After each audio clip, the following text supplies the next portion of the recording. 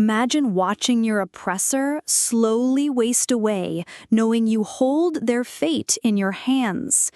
What would you do if the only power you had was a needle and thread? Drop your answer in the comments, because today's story will test every moral boundary you thought you had. What if death didn't announce itself with screams or violence? What if it whispered through silk, crept through cotton, and hid in the delicate stitches of a Sunday dress? What if vengeance came not with a knife, but with a needle, and death arrived not in battle, but in the softness of fabric, the silence of a seam? Tennessee, 1853. The humid summer air clung to everything like a suffocating blanket. The Whitmore Plantation house stood like a monument to cruelty, its white columns gleaming under the brutal sun while casting long shadows across perfectly manicured grounds. Inside those walls, a family lived in luxury built on human suffering, their wealth measured in acres of cotton and the broken backs of those who worked them. But in the shadows of their sewing room sat a woman whose quiet hands would soon write their doom in thread and poison. Her name was Louisa. 28 years old, born in chains in North Carolina, sold like cattle when she was barely 14.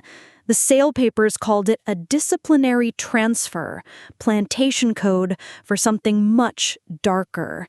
Whispers followed her from her previous home, stories of a boy who had hurt her and died screaming in the fields one morning, convulsing until his heart stopped beating. The other slaves spoke in hushed tones about that day, how the boy had been healthy at sunrise and dead by noon, foam at his lips and terror in his eyes. But here, in Tennessee, Louisa was just the seamstress, invisible, trusted, perfect for what she had planned. The Whitmore family never questioned why their clothes fit so perfectly, why every stitch seemed crafted with unusual care and precision. They didn't notice how Louisa's fingers lingered on certain garments, or how she'd disappear into the woods for hours, claiming she was collecting materials for dyes. They saw her as nothing more than skilled hands attached to a submissive soul. They couldn't have been more wrong. But Louisa wasn't gathering dyes in those dark woods. She was harvesting death itself, learning the ancient language of plants that kill. An elderly woman named Beta had become her teacher, a midwife whose own children had been sold away like livestock, scattered to plantations across 3 states. Beta's hands shook, not from fear, but from age and grief, as she whispered the deadly secrets passed down through generations of enslaved women who had learned to fight back in the only ways they could. Bloodroot seeds crushed to powder, belladonna berries dried and ground, wild hemlock resin, sticky and potent, pokeweed extract that burned skin from the inside out. Each plant had its own deadly signature, its own timeline of destruction. Alone, they were dangerous. Combined in precise measurements and worked into fabric linings through needle and thread, they became invisible assassins that would kill slowly, painfully, without leaving obvious evidence. Louisa learned to be patient. Death didn't need to come quickly. In fact, it was better if it didn't. The longer the process took, the less likely anyone would suspect the quiet woman in the sewing room. Each repaired garment became a carefully calculated dose of revenge. A hidden fold here, a slightly heavier lining there. Thread that carried something far more sinister than cotton fibers. The Whitmore family had no idea that every stitch Louisa made was an act of calculated rebellion, every mended seam a slow-acting death sentence. Mrs. Eleanor Whitmore was the first to feel Louisa's touch. It started with her favorite silk gloves, the one she wore to church every Sunday to show off her delicate hands that had never known real work. Louisa had spent extra time on those gloves, working a special paste made from pokeweed and bloodroot deep into the silk lining. Just a small rash on Mrs. Whitmore's wrists at first. Nothing alarming.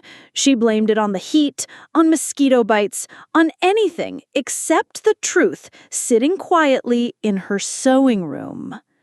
Then came the children's Sunday jackets, freshly mended with Louisa's special care, lined with fabric that had been soaked in a tincture of belladonna and dried hemlock. Within days of wearing them, the Whitmore children complained of chills that wouldn't break, aches that medicine couldn't touch, and a strange burning sensation whenever the fabric touched them. Mr. James Whitmore's leather vest, the one he wore to oversee the cotton fields, became Louisa's masterpiece. She had spent weeks preparing it, working concentrated plant toxins into every seam, every buttonhole, every inch of lining. The vest fit him perfectly, hugged his torso like a second skin, and with each day he wore it, the poisons seeped deeper into his body, through his pores.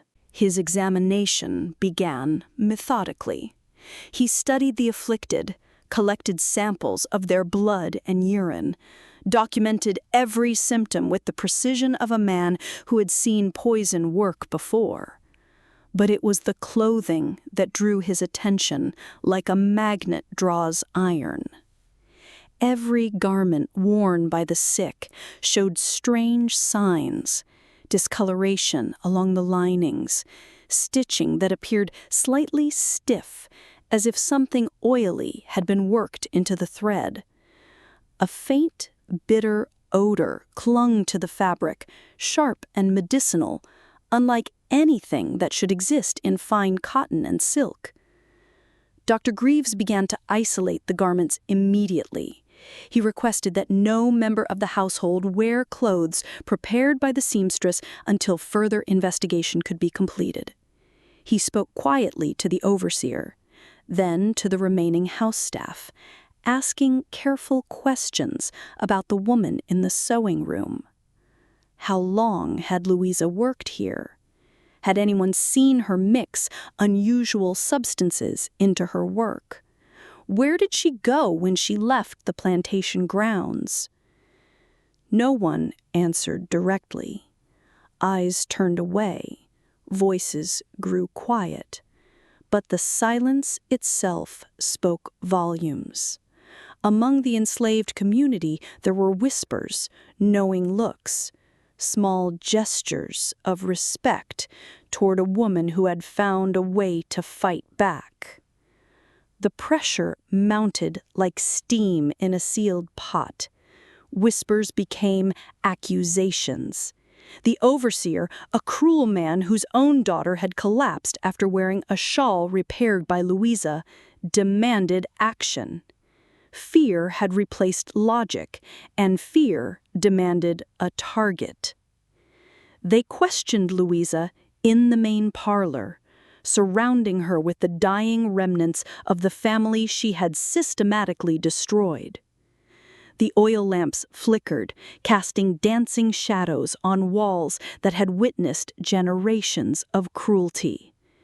They asked their questions with voices that shook from illness and terror. Did she handle strange substances?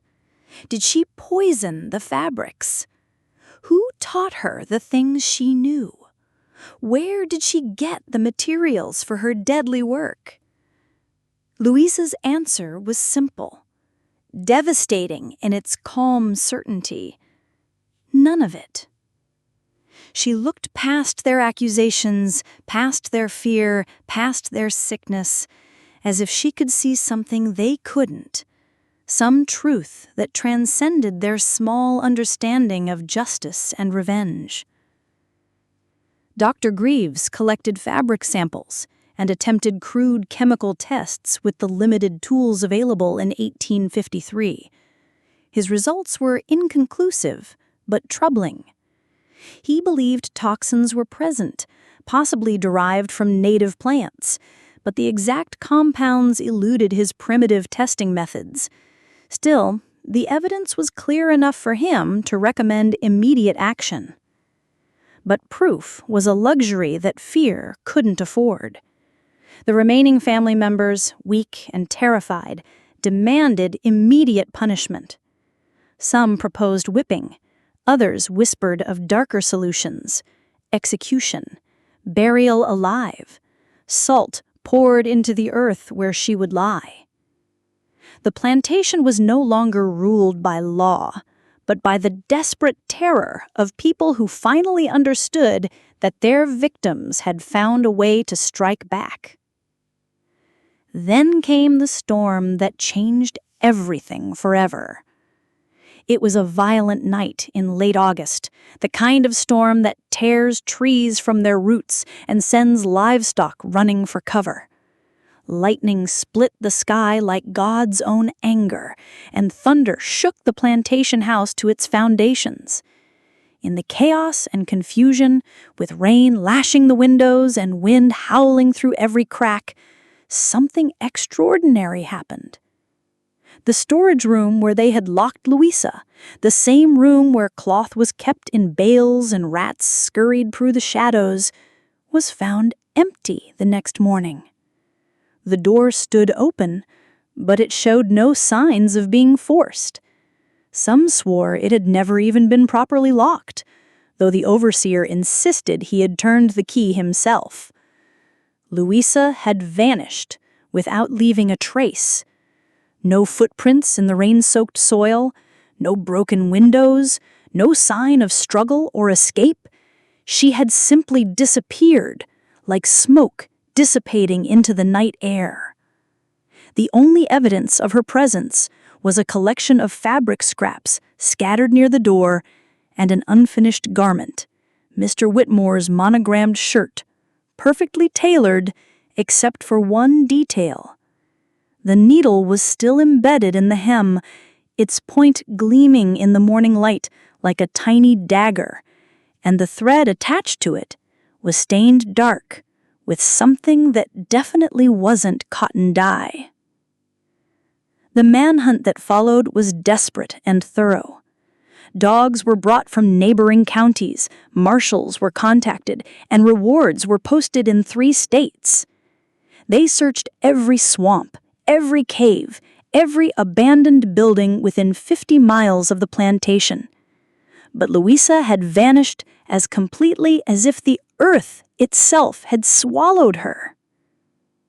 The family continued to weaken and die. Those who had survived the initial poisoning never fully recovered. Their health remained fragile, their skin marked by permanent scars, their minds clouded by the lingering effects of the toxins that had coursed through their veins. By winter, the Whitmore plantation was abandoned. The family name, once spoken with fear and respect throughout the county, died with the last surviving member. The house stood empty, its windows dark, its halls silent except for the wind that whistled through gaps in the walls. But the story of Louisa didn't end with her disappearance. In fact, that's where the truly mysterious part begins. Among the enslaved communities throughout the South, different stories were told about what happened to the woman who had turned submission into deadly rebellion. Some said she drowned in the Tennessee River, her body carried away by the current to rest in unmarked waters. Others claimed she escaped north on the Underground Railroad, aided by those who understood what she had accomplished and why. But there was a third story, whispered in quarters where the old ways were still remembered, where the knowledge of root doctors and conjure women was passed down like precious heirlooms. This story claimed that Louisa didn't escape or die. She simply stepped into legend, becoming something more than human, a spirit of justice that would appear wherever the oppressed needed her skills. They said she could be found in the shadows of sewing rooms across the South, teaching other women the deadly art she had mastered. Her knowledge spread like seeds on the wind, taking root in the hands of seamstresses and washerwomen who found their own ways to resist the cruelty of their masters. More than a century later, the ruins of the Whitmore plantation still stand in the Tennessee woods, though nature has begun to reclaim what humans abandoned. The house is half swallowed by ivy, its roof collapsed inward, its walls blackened by time and countless storms. Tourists rarely find their way to this forgotten corner of history, and those who do often turn back at the overgrown road where the trees seem unnaturally close and their branches reach out like gnarled fingers. But every few years, someone discovers the remains. Amateur historians drawn by tales of mystery, ghost hunters seeking proof of the supernatural, or travelers who simply feel compelled by something they can't explain. They come looking for the truth about Louisa, though most know her only as the seamstress or the silent one. The physical evidence of her story continues to surface in ways that defy explanation. In 1962, a lumber company purchased the land for harvesting timber. While clearing debris from the main house, workers discovered a small trunk beneath the floorboards of the old sewing room. Inside were scraps of fabric, each piece neatly folded and labeled with names. Names that matched exactly with those listed in the family's burial records from 1853. Several of the fabric pieces were stained with dark, oily substances that had somehow preserved them for more than a century of decay. When one worker handled a particularly beautiful piece of silk, he developed a rash that persisted for weeks, spreading up his arms and causing a burning sensation that no modern medicine could explain. The lumber company abandoned the project within the month, claiming the land was unsuitable for development. In 1985, 2 anthropology students from Nashville visited the site as part of a research project on abandoned plantations. One of them, Annalise Tarner, wrote detailed notes in her field journal about the overwhelming sense of presence she felt in the ruins. She described finding needles embedded deep in the floorboards, rusted through but still sharp enough to draw blood. That night, camping near the ruins, Annalise had vivid dreams of a woman sitting in the shadows of a broken sewing room, her eyes gleaming with intelligence and purpose, her hands moving with practiced precision as she worked poison into fine fabric. The woman never spoke in the dreams, but Annalise woke with the absolute certainty that she had been given a message, a warning, or perhaps a blessing. Annalise never returned to the site, and her research partner completed their project alone. The local archives hold frustratingly little information about the events of 1853. Most plantation records were destroyed during the Civil War, either by retreating Confederate forces or advancing Union troops. Only scattered documents remain: a doctor's journal with entries that end abruptly in August 1853, a death ledger with more names than marked graves, and a single letter written by Mrs. Whitmore in the weeks before her death. The letter, preserved in the County Historical Society, was written in increasingly shaky handwriting and ends with words that still send chills through those who read them. She watches while we sleep. The seamstress watches and waits. I know it now. I see her in the corners of my vision, needle in hand, and I know that death comes sewn in silk. Among the Black communities that still live in the region, oral traditions about Louisa persist with remarkable consistency across generations. Elder women speak of a spirit that punishes cruelty slowly, patiently, using the tools of domestic life to exact justice that courts and laws could never provide. They call her by no name, respecting the power of anonymity that served her so well in life. Many still leave spools of thread on their windowsills, not as offerings, but as signs of respect and understanding. No one remembers who first started the custom, but everyone agrees it is not wise to forget the lessons taught by the woman who turned oppression into resistance, one stitch at a time. There are still those who believe Louisa never existed, that she was merely a fiction born from the guilt and fear of a family that died from natural causes.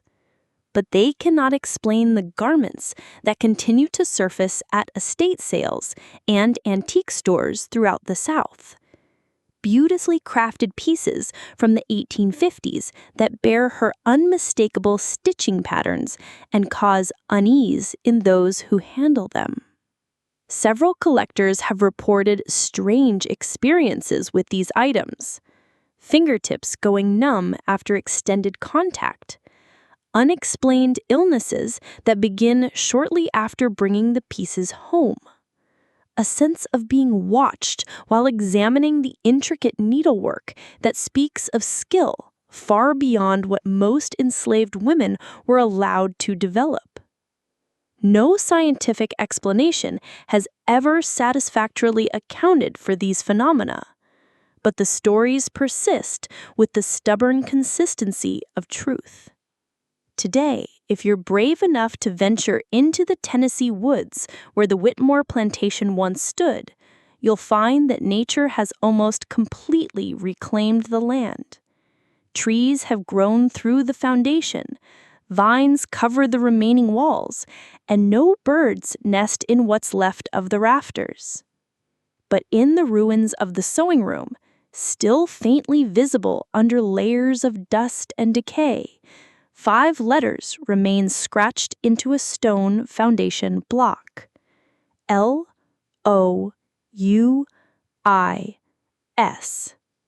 Was it her name, spelled by someone who couldn't quite remember how it should look? A warning carved by her own hand? A confession left for future generations to discover? Or perhaps something else entirely? A signature left by a woman who refused to be erased from history, even when history tried its best to forget her. Louisa's story reminds us that resistance takes many forms, and the most powerful rebellion sometimes comes not from the sword, but from the needle, not from the battlefield, but from the quiet corners where the oppressed find ways to reclaim their power and exact their own justice. She turned the tools of her oppression into weapons of liberation, using skills that were meant to serve others to ultimately free herself from a system that treated her as less than human. In a world that gave her no voice, she spoke through her stitches. In a society that offered her no justice, she created her own.